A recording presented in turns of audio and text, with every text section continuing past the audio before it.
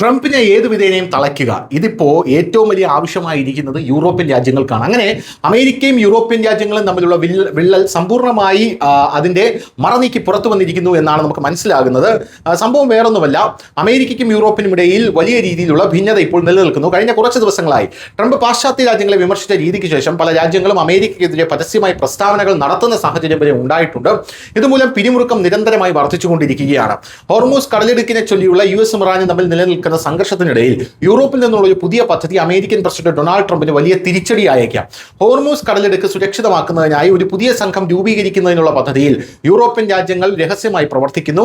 ട്രംപിനെ അതിൽ നിന്ന് അകറ്റി നിർത്തുക എന്നുള്ളതാണ് യൂറോപ്പിന്റെ പ്രധാനപ്പെട്ട പദ്ധതി എന്ന് പറയുന്നത്. ഇറാനുമായുള്ള സഹകരണം വർദ്ധിപ്പിക്കുമെന്നാണ് യൂറോപ്യൻ രാജ്യങ്ങൾ പറയുന്നത്. ഇത് ട്രംപിന് വലിയ തിരിച്ചടിയാണ്. കാരണം ഇറാനുമായുള്ള യുദ്ധത്തിൽ നാറ്റോ പങ്കുചേരാത്തതിൽ ട്രംപ് വിഷമിച്ച് നിൽക്കുന്ന ഒരു സാഹചര്യമാണ്. നാറ്റോയിൽ നിന്ന് അമേരിക്ക പിൻവാങ്ങുമെന്ന് പറയുന്ന ഒരു സാഹചര്യമാണ്. അപ്പോഴാണ് ഇറാനുമായുള്ള ബന്ധം മെച്ചപ്പെടുത്തുമെന്ന് പറഞ്ഞുകൊണ്ട് യൂറോപ്യൻ രാജ്യങ്ങൾ രംഗത്തെത്തുന്നത്. റിപ്പോർട്ടുകൾ പ്രകാരം ഈ പദ്ധതിയിൽ അമേരിക്കയെ മനഃപൂർവ്വം ഉൾപ്പെടുത്തിയിട്ടില്ല. അടുത്ത ദിവസങ്ങളിൽ അമേരിക്കയും പാശ്ചാത്യ രാജ്യങ്ങളും തമ്മിലുള്ള ദൂരം വർദ്ധിച്ചു വരുന്നതിന്റെ ഫലമായാണ് ഈ നടപടി പരിഗണിക്കുന്നത്.